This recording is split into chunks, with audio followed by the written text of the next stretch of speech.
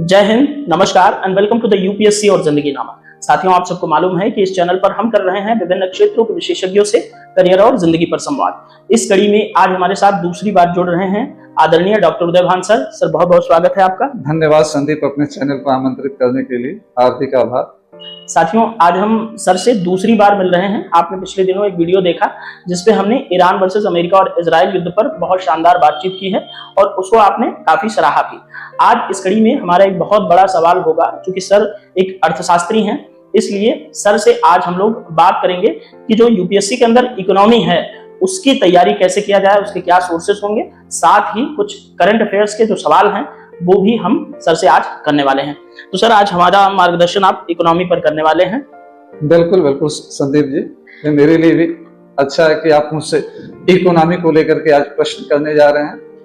बिल्कुल। साथियों, हम आज सर से बहुत बेसिक से बात करेंगे कि इकोनॉमी की आखिर तैयारी कैसे करें। ये सब चीजें जो आप सबके बहुत बेसिक सवाल होते हैं जिनके जवाब आपको जल्दी नहीं मिलते, तो एक एक्सपर्ट से इन सब सवालों के जवाब सुनना आपके लिए भी काफी रोमांचक और ज्ञानवर्धक रहेगा।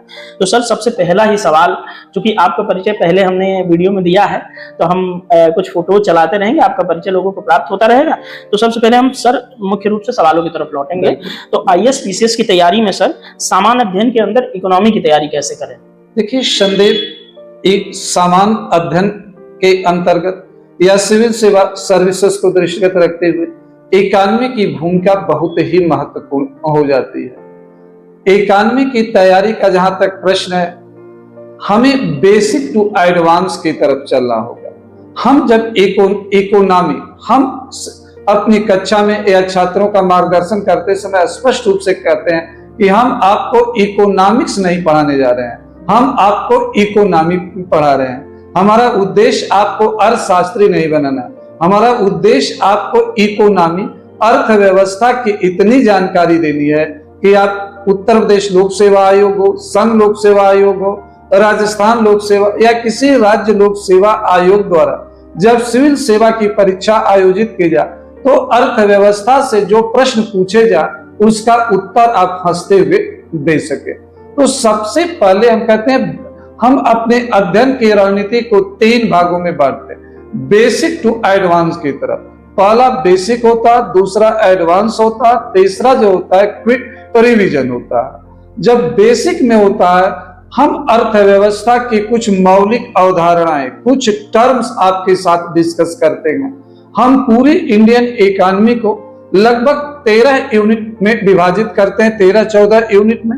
जैसे हमने कहा, हमारी राष्ट्रीय आय से संबंधित यूनिट, गरीबी से संबंधित, कृषि से संबंधित, उद्योग से संबंधित, आर्थिक नियोजन से, इस तरह से भी। तो लगभग 1 हफ्ते की मैं जो क्लास लेता हूं बेसिक इकोनॉमी पर लेता हूं। बेसिक इकोनॉमी के अंतर्गत महत्वपूर्ण अवधारणाओं के बारे में हम आपसे जैसे हमने कहा भारत उच्च आर्थिक विकास दर प्राप्त करने की ओर अग्रसर। जब तक मित्र आपको यह पता नहीं होगा कि आर्थिक विकास दर क्या होती है, तब तक उच्च आर्थिक विकास दर का उत्तर देना आपके लिए संभव नहीं होगा। तो लगभग 25 से 30 घंटे की जो क्लासेस होती है बेसिक अर्थव्यवस्था पर हम बेसिक अर्थव्यवस्था में डे टू डे लाइफ में जो आर्थिक शब्दावली प्रयोग की जाती है, अवधारणाएं प्रयोग की जाती है, उनके बारे में हम आपके साथ चर्चा। जब बेसिक आपको क्लियर हो जाता है तो हम एडवांस इकोनॉमी पर आते हैं, हम भारत सरकार की आर्थिक नीतियों पर आते हैं, मुद्दों पर आते हैं, समस्याओं पर आते हैं। जब तक बेसिक नहीं क्लियर होगा तब तक आप मुद्दों को, नीतियों को, समस्याओं को समझने में आपको यही कारण है कि छात्रों को अर्थव्यवस्था एक बोझिल लगती है। हाँ सर, यहाँ पे थोड़ा सा टोकूंगा आपको। सर, मैंने चाणक्य क्लास की याद आ गई। साथियों, कुछ लोग जानते हैं, कुछ लोग नहीं जानते। मैं बताना चाहूँगा, सर हमारे बहुत पुराने मेंटोर हैं। हमें चाणक्य आईएएस में पहली बार सर इकोनॉमी पढ़ाते हुए मिले थे और सर का ही इम्पैक्ट है कि एक टाइम था, मैं खुलकर बोलना चाहूंगा कि मुझे जीडीपी के बारे में भी नहीं पता था, अर्थव्यवस्था क्या होता है उसके बारे में भी नहीं पता था, लेकिन आज सर के मार्गदर्शन में मैं काफी अच्छी स्थिति में, इकोनॉमी मेरा एक फेवरेट सब्जेक्ट बन चुका। सर एक आपका जो नोट्स जब आप बनवाते थे चाणक्य के अंदर, तो अवधारणाओं को स्पष्ट करने की जो आप बात कर रहे हैं, वहीं से मुझे याद आया कि आप बहुत सबसे पहले आप जीडीपी, जीएनपी, एनएनपी ये सब लिखवाते हैं, उसके बाद आप एडवांस की तरफ ले जाते हैं, जो आप बेसिक टू एडवांस कहते हैं।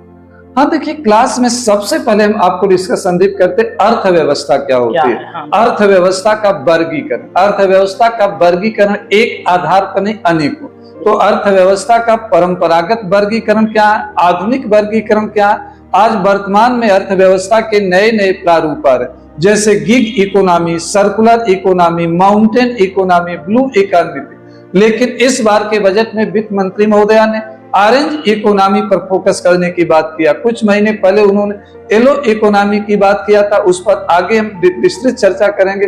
येलो इकोनॉमी पर ऑरेंज इकोनॉमी का कंसेप्ट आ गया। तो सबसे पहले हम आपको अर्थव्यवस्था का वर्गीकरण समझाते हैं, चाहे वह परंपरागत आधार पर हो और या आधुनिक आधार। इसके साथ साथ हम अर्थशास्त्र और अर्थव्यवस्था में अंतर क्या है इस पर हम चर्चा करते हैं। बिल्कुल। हम माइक्रो इकोनॉमिक्स के विषय वस्तु को डिटेल में नहीं, हम संक्षेप में परिभाषा उनकी विशेषता बताते हैं। वहीं से आपको यूपीएससी में एक दो क्वेश्चन कभी मिल जाता, जो क्वेश्चन पूछा जाता वह इकोनॉमी से पूछा जाता। केवल माइक्रो और माइक्रो इकोनॉमिक्स पढ़ा करके हमारे शिक्षक मित्र आपने एक भय उत्पन्न करना चाहते हैं कि अर्थव्यवस्था बहुत कठिन है। हाँ सर, बहुत लोग कहते हैं मैथ जैसा है। ऐसा कुछ भी नहीं है मित्र। हम यही कहते हैं कि अर्थव्यवस्था उतना ही मनोरंजक और आसान है जितना कपिल शर्मा का लाफ्टर शो हो या रिंकिया के पापा का भोजपुरी सॉन्ग हो। अर्थव्यवस्था उतना ही मनोरंजक। कठिन इसलिए लगता है कि हम बेसिक अपने विद्यार्थियों के साथ नहीं डिस्कस करते हैं, हम उनको सरल भाषा में समझाने का प्रयास नहीं करते। हम क्लास में अपनी विद्वता दिखाने के लिए टीचर कठिन शब्दों का प्रयोग करता या व्यावसायिकता के दौर में वह रटे रटाए शब्दों का प्रयोग करता, जिसके कारण छात्रों को समझने में दिक्कत आती है। और यह परसेप्शन बन चुका है कि इकोनॉमी बहुत कठिन। ऐसा कुछ नहीं है। एक इकोनॉमी से आसान जीएस का कोई विषय वस्तु नहीं है। लेकिन सर अब यहाँ पे एक छोटा सवाल ये होगा कि थोड़ा सा आप उस पर भी प्रकाश डालें कि इकोनॉमी को सरल बिल्कुल कैसे बनाएं। देखिए, इकोनॉमी को सरल बनाने का मतलब संदीप है कि आप बोल चाल की भाषा में, आप अपनी भाषा में समझ। एक शब्द सब्सिडी होता है, सब्सिडी की हिंदी उपादान होती है। अगर उपादान शब्द का हम प्रयोग क्लास में करने लगे तो 90% बच्चों को समझ। सब्सिडी एक विद्यार्थी भी समझता, एक गांव का बच्चा भी समझता, किसान भी। तो आपके मार्गदर्शक का, शिक्षक का दायित्व बनता कि इकोनॉमी की अवधारणा को सरल से सरल शब्दों के माध्यम से, भाषा के माध्यम से समझाने का प्रयास करें। हम शब्दों का प्रमाणिक, अवधारणाओं का प्रमाणिक उच्चारण करें, लेकिन उसको समझाते वक्त जो आसान भाषा का, आसान शब्दों का, तौर तरीकों का हम प्रयोग करें। जैसे हमने सब्सिडी को लेकर के एक एग्जाम्पल दिया, जहां पर हिंदी में समझने वहां पर हम अंग्रेजी शब्द का ही प्रयोग कर दे, इसमें हमें कोई बुराई नहीं। बिल्कुल सर। सर अब हम बात करते हैं कि जैसे एकदम बिल्कुल बिगिनर है, उसको इकोनॉमी की तैयारी करनी है, तो बिल्कुल इकोनॉमी की शुरुआत से तैयारी करने की एक सही अप्रोच क्या होनी चाहिए? और सर क्या हम एनसीईआरटी और कुछ कंसेप्चुअल बुक्स का सहारा ले? देखिए, हम ऐसा हमें नहीं कह रहे हैं कि एनसीईआरटी की पुस्तक नहीं पढ़, लेकिन मैं अपनी क्लास में आज 20 वर्षों का मेरा अनुभव है, कभी भी छात्र पर दोहरा भार नहीं डालना चाहता हूँ कि एक बार वो एनसीईआरटी करे फिर दो। इसीलिए हम अपने कक्षा कार्यक्रम के इकोनॉमी की जो डिजाइन किया, बेसिक, एडवांस और रिवीजन। ठीक है, तो अगर हमारी क्लास में हम दावे के साथ करते हैं कि जिन्होंने इकोनॉमी पढ़ा है या जिन्होंने इकोनॉमी कभी नहीं पढ़ा, जिसे संदीप बिगनर का करके संबोधित कर रहा है, और जिन्होंने कभी इकोनॉमी नहीं पढ़ा, इकोनॉमी की एबीसीडी भी नहीं पढ़ा है, उनके लिए भी मेरी पहली कक्षा उपयोगी होती है। और जिन्होंने इकोनॉमी से में मास्टर डिग्री अचीव किया, उनके लिए पहली क्लास से ही आप मान कर चलिए कि हमारे सामने जो बैठा है वह जीरो, भले वो बच्चा जितना जानता। हम अपनी पहली क्लास में बोलते हैं कि आज हम आपको यह मान कर चल रहे हैं कि आपको इकोनॉमी में कुछ भी नहीं है, जीरो है, आप रॉ मटेरियल है, आपको नए से। तो बेसिक से शुरू करिए कि अर्थव्यवस्था क्या होती है। अर्थव्यवस्था की क्लास हम दे रहे हैं तो पहला कर्म ही हमें डिस्कस करना होगा कि अर्थव्यवस्था क्या होती है। तो अर्थव्यवस्था की परिभाषा आप सरल आसान तरीके से बताइए। आप उनको बताइए कि प्रत्येक व्यक्ति का पहला उद्देश्य होता अपनी रोटी रोजी की व्यवस्था करना, अपनी आजीविका की व्यवस्था। उसके बाद वह धीरे धीरे उच्च स्तर की बात कर। पहले एक बच्चा होता, माता पिता तुरंत उसको संदीप जैसे आईफोन नहीं दे देते हैं। हाँ, पहले उसे जो होते कीबोर्ड का फोन देते हैं, फिर उससे थोड़ा देते हैं ऊंचा, फिर उसके बाद एंड्रॉइड, फिर उसके बाद उसको आईफोन देते हैं। आर्थिक स्थिति अच्छी, यानी कि लेवल धीरे हाँ धीरे धीरे। तो आप पहले समझाइए कि अर्थव्यवस्था क्या। अर्थव्यवस्था का उद्देश्य अपनी रोटी रोजी की व्यवस्था करना, आजीविका की व्यवस्था। हम कोई भी कार्य करते पहले हमारा उद्देश्य अपनी बुनियादी आवश्यकता।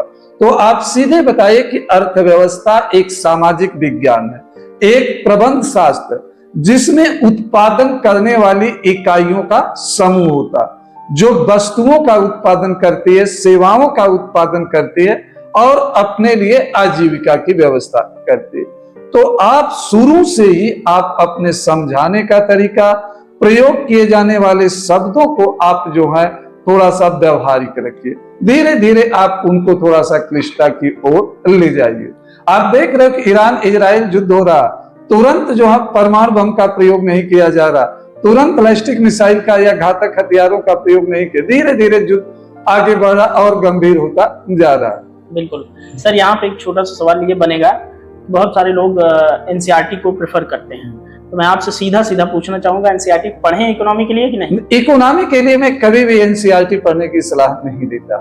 हम सिर्फ अगर आपका शिक्षक आपके साथ है, आपका शिक्षक वास्तव में आपको इकोनॉमी पढ़ाना चाहता है, तो शिक्षक का दायित्व तो बनता है कि अगर आपके लिए वह फाउंडेशन कोर्स ऑर्गेनाइज किया है या आपके लिए एक स्पेसिफिक कोर्स डिजाइन किया, तो जब वह बेसिक की शुरुआत करे तभी आपको जो एनसीईआरटी का जो जिस्ट है, जो बेसिक है, एनसीईआरटी पढ़ाने का हमारा उद्देश्य होता है कि हम बेसिक के बारे में बताएं।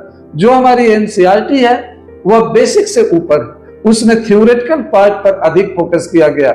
यूपीएससी थ्योरी कम, प्रैक्टिकल ज्यादा यूपीएससी के छात्रों से, सिविल सेवा के अभ्यर्थियों से पूछती है। अगर थ्योरी भी पूछती है तो काम शिक्षक का है कि वह पढ़ाए। एनसीईआरटी पर मैं फोकस नहीं करता हूं, मैं सीधे बेसिक से आता हूं।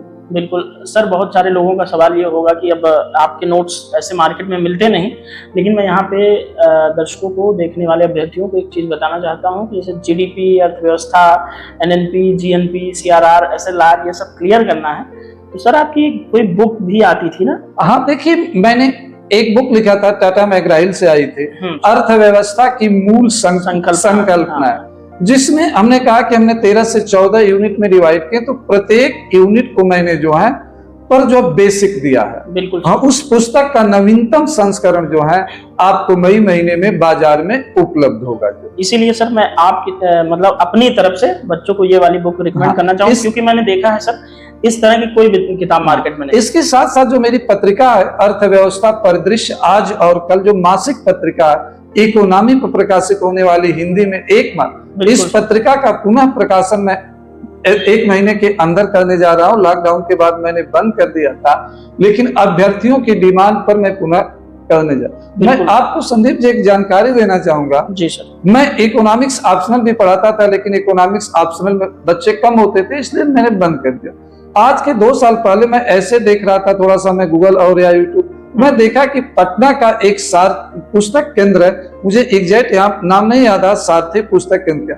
देखा तो मेरे नाम से मेरे 2014, 15 और 16 में जो मैंने इकोनॉमिक्स ऑप्शनल पढ़ाया था, उसके नोट्स वह बाजार में बेच रहा है। मैंने उसको फोन मिलाया, मैंने पूछा कि क्या उदयभान सिंह को जानते हो? तो उसका यही प्रश्न था इकोनॉमिक्स वाले सर को। हमने कहा क्या उनका नोट्स मिल जाएगा? सर मिल तो जाएगा, लेकिन पुराना नया नोट्स हमारे पास नहीं है।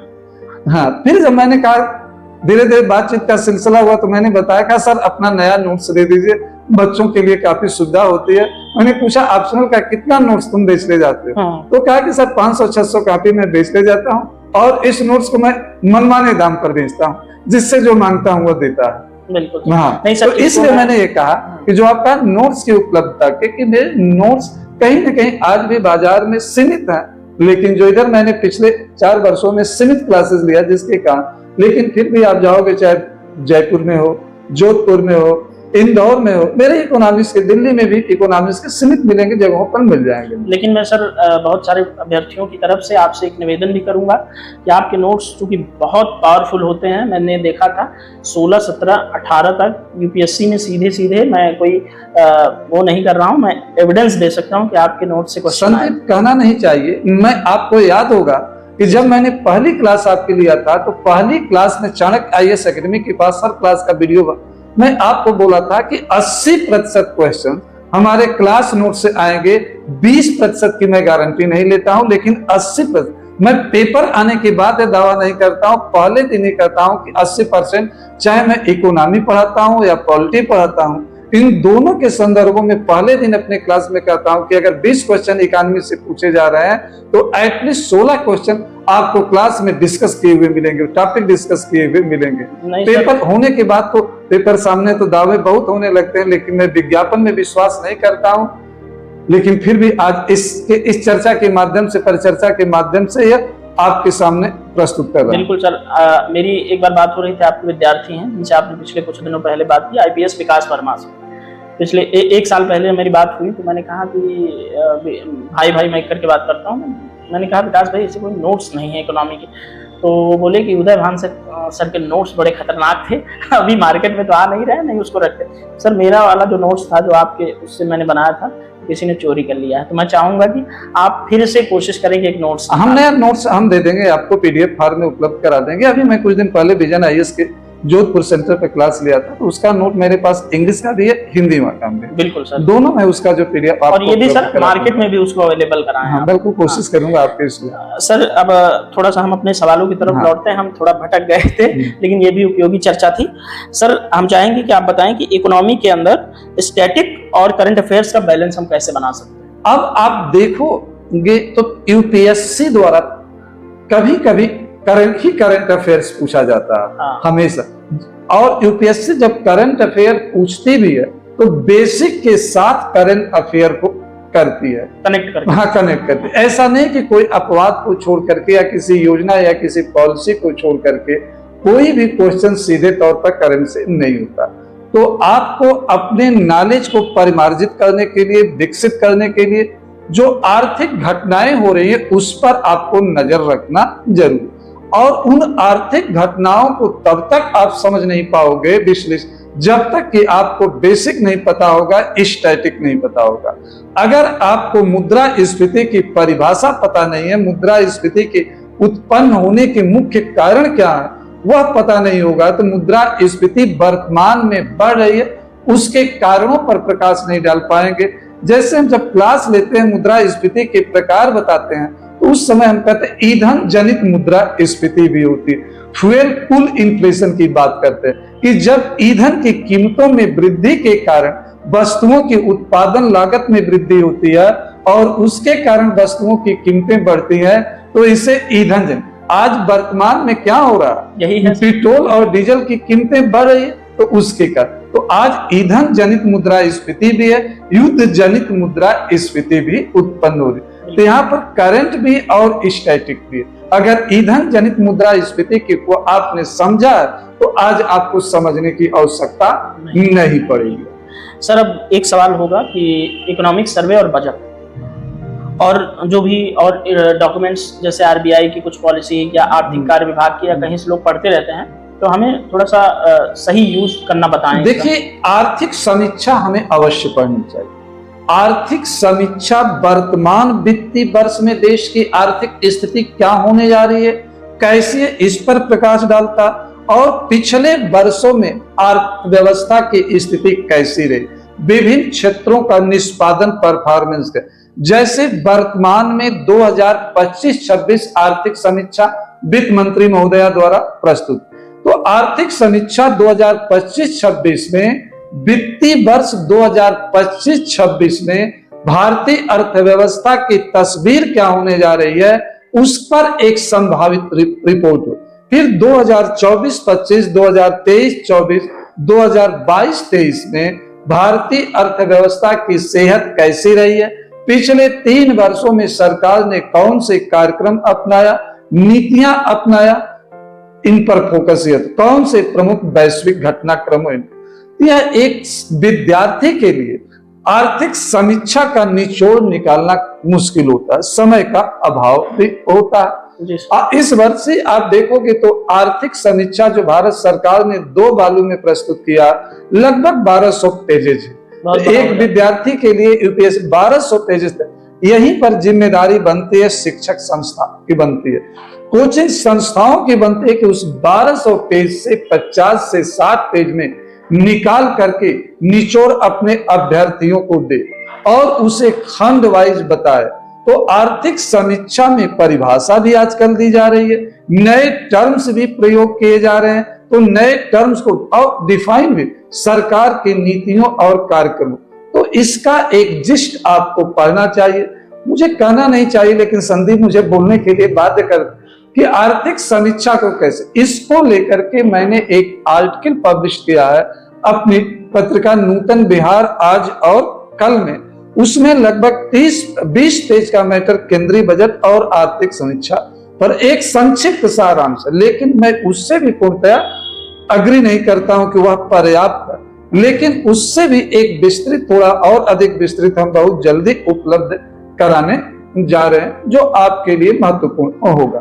तो आर्थिक समीक्षा पढ़ना चाहिए, इससे हमें तुलनात्मक अध्ययन करने का अवसर मिलता है, सरकार की नीतियों, कार्यक्रमों और अंतर्राष्ट्रीय घटनाक्रम का अवसर मिलता। वित्त मंत्री महोदय ने आर्थिक समीक्षा में ऑरेंज इकोनॉमी की चर्चा किया। आज ऑरेंज इकोनॉमी जनमानस के बीच इसको लेकर के बहस हो रही है। हम इस पर आगे ऑरेंज और पीली इकोनॉमी पर संदीप से कहेंगे कि एक दिन कभी अलग से चर्चा हम लोग करेंगे। बिल्कुल सर, अब थोड़ा सा हम सरकार की तरफ बढ़ेंगे। सरकार के कुछ लक्ष्य हैं, सरकार ने निर्धारित किए हैं इकोनॉमी के संदर्भ में।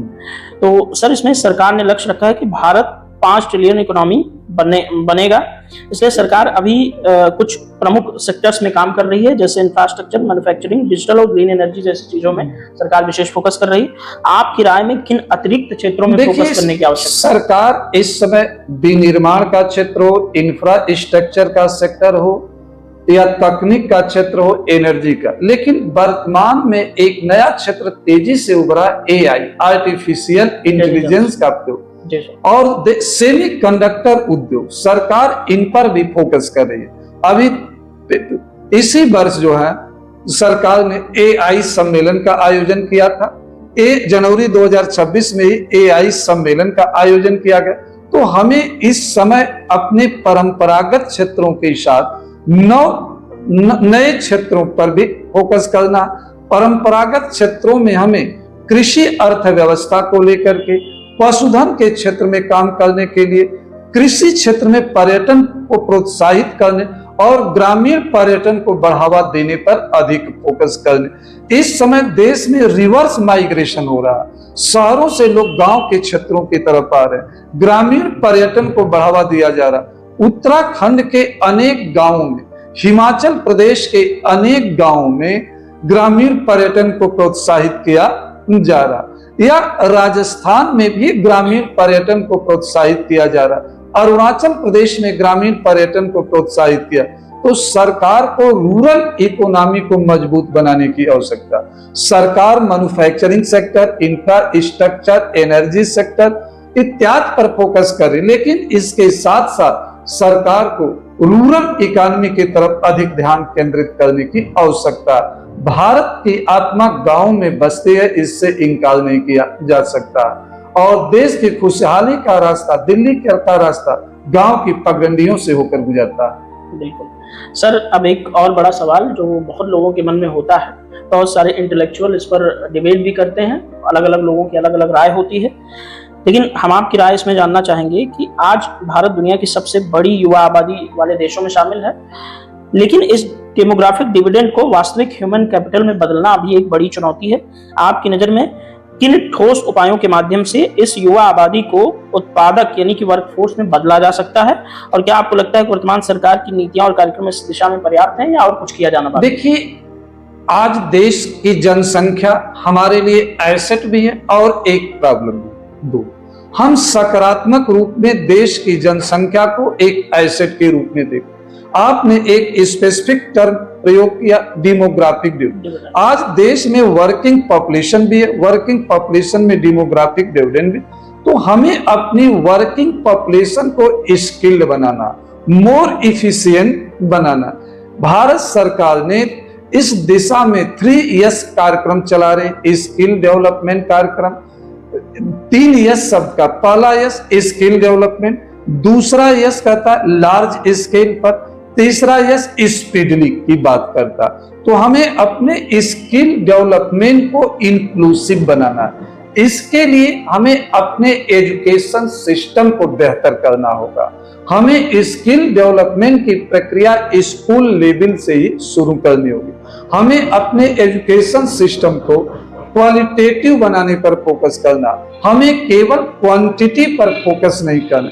इसके लिए हमें लोक लुभावन नीतियों के बजाय संरचनात्मक परिवर्तन के लिए कदम उठाना, गुणात्मक पहलुओं पर। इसके लिए पॉलिटिकल विल की बहुत जरूरत है, राजनीतिक इच्छा शक्ति की भी कठोर से कठोर कदम उठाने की अवसर कि हम गुणवत्ता युक्त शिक्षा देंगे, नकल विहीन शिक्षा उपलब्ध कर।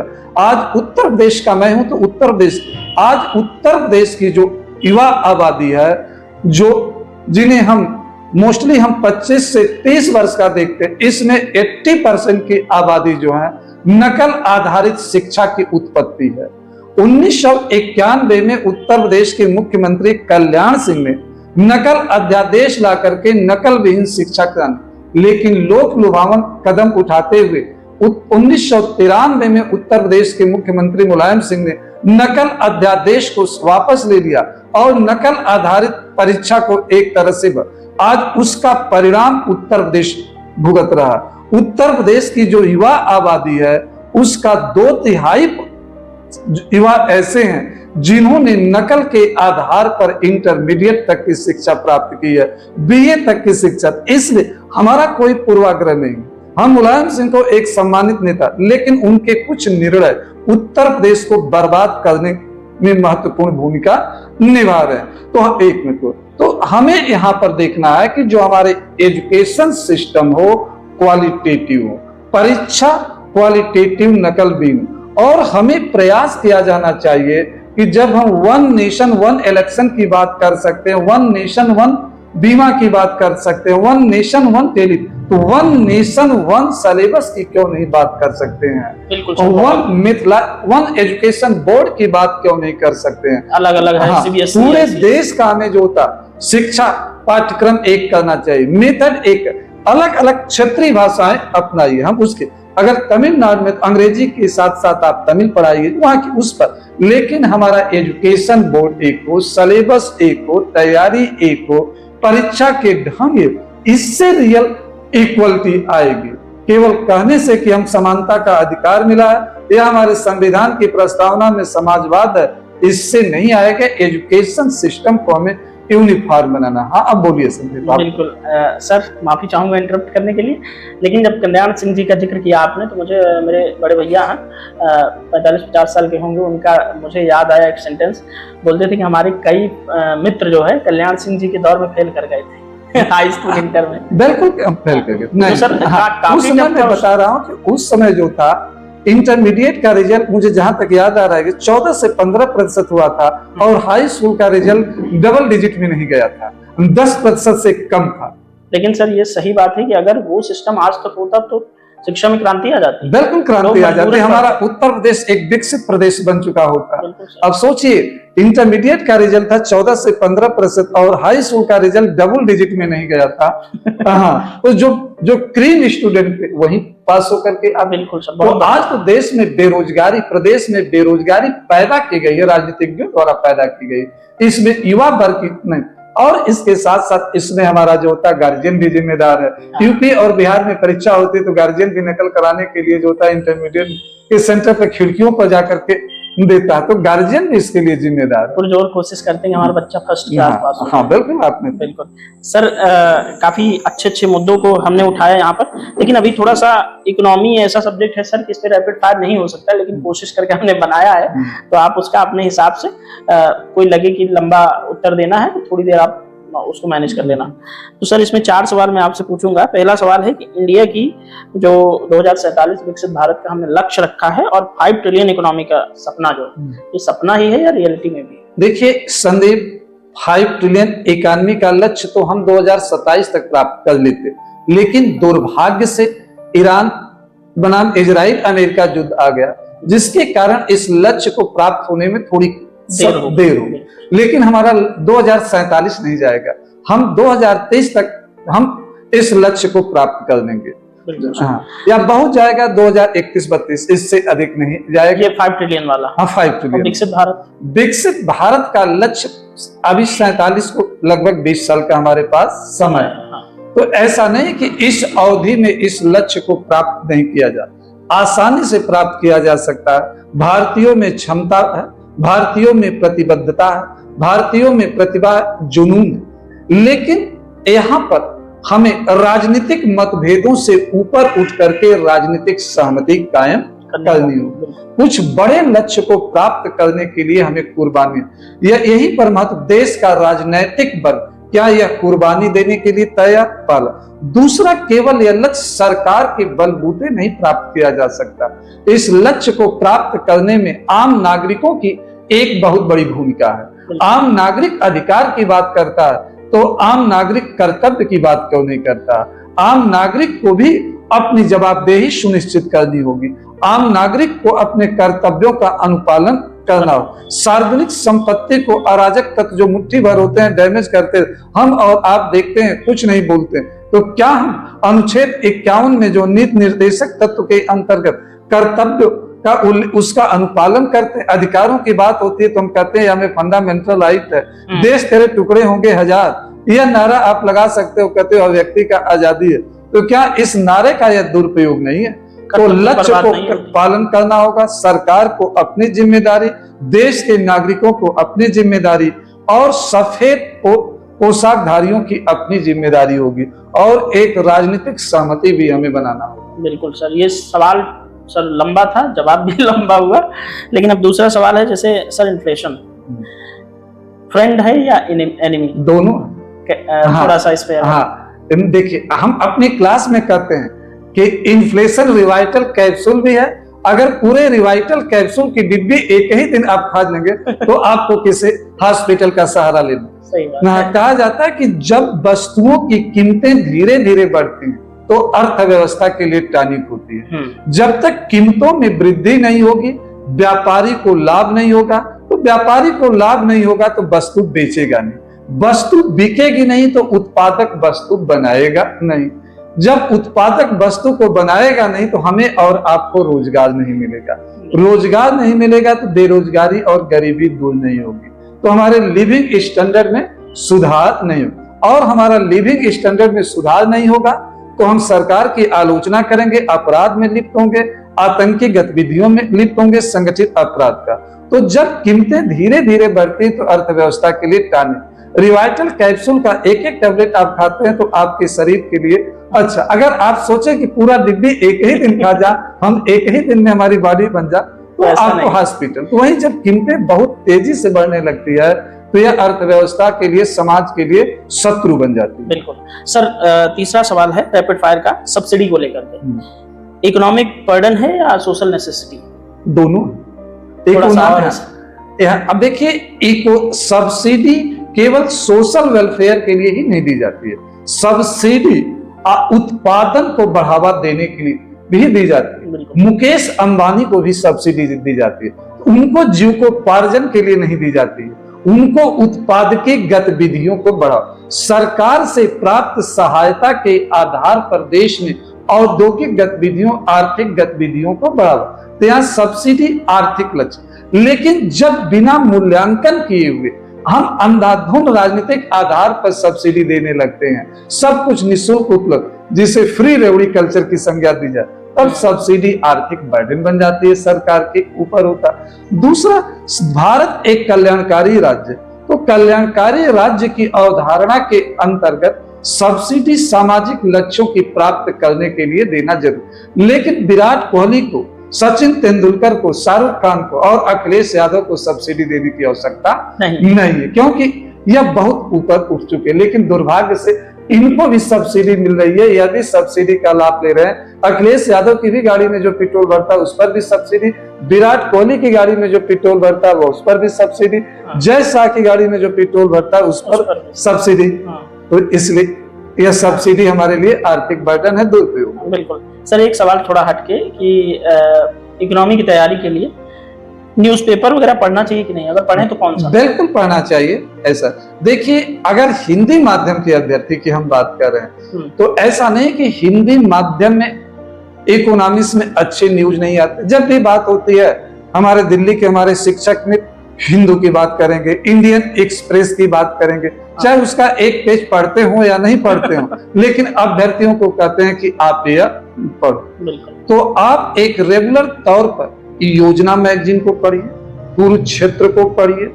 हिंदी में भी आर्थिक अखबार कुछ आ रहे हैं, इकोनॉमिक्स टाइम हिंदी और इंग्लिश दोनों में आता है, उसको आप फॉलो कर सकते हैं। फाइनेंशियल एक्सप्रेस भी हिंदी में भी आता है, शायद उस पर आप फॉलो कर लीजिए। जो दैनिक जागरण का राष्ट्रीय संस्करण में भी इकोनॉमिक्स की अच्छी न्यूज होती है, उसको आप कवर कर लीजिए। बिल्कुल सर, इस रैपिड फायर वाले सेगमेंट के बाद अब हम 2 सवाल और आपसे लेंगे। ये जिज्ञासा है, बहुत सारे स्टूडेंट इस पर जो है बड़े कंफ्यूज रहते हैं।